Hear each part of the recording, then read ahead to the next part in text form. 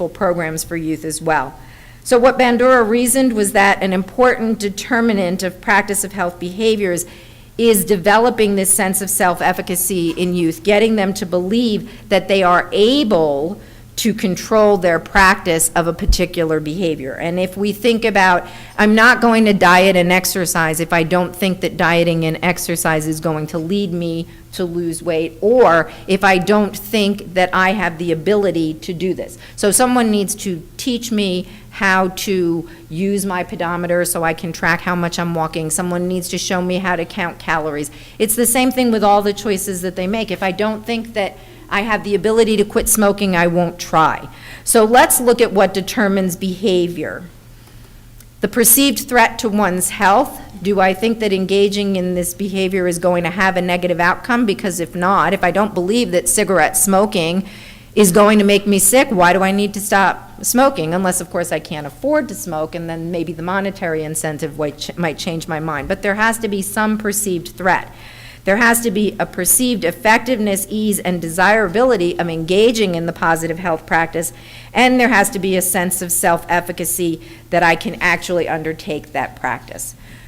So an important question to ask then, is psychosocial development irreversible? And I think Dr. Laureano will speak to this a bit later in his mental health talk, but it's important to realize that just because we have had a crisis or crises in our past does not mean we are doomed to making unhealthy choices moving forward. We can reverse that. And really the way that we do that, we look at high achievers who fall from grace, and we look at kids who are labeled as hopeless failures who become great successes, right? So we can turn things around. And the way that we do that is with early and continuous intervention, and the 40 developmental assets are key here. We have external assets that are helpful, support from others, the environment we're in, the boundaries that are set for us, and Dr. Chen referred to that.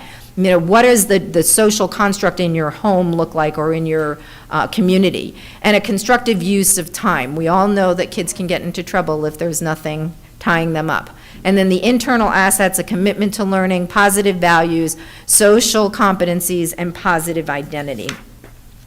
So in order to pull this all together, we look at the health belief model, which is used to predict behaviors. So we teach children things like a STOP technique: stop, think, and act.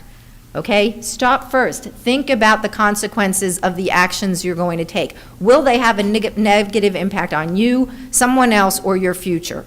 If you answer yes to any of those questions about that behavior, then it's not a behavior you should be engaging in.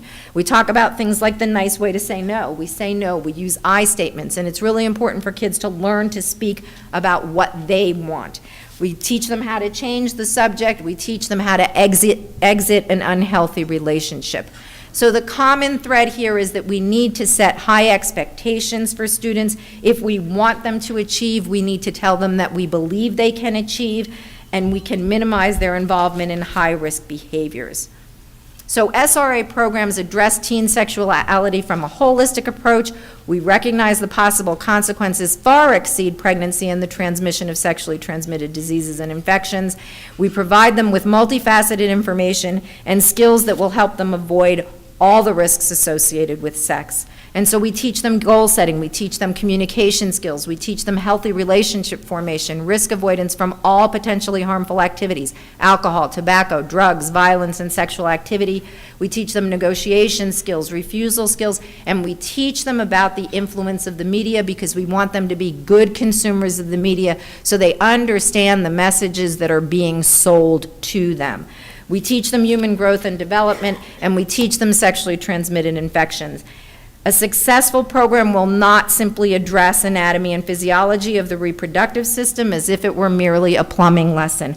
I assure you that even though those look like fallopian tubes, that's not what they are, and that guy is not a gynecologist.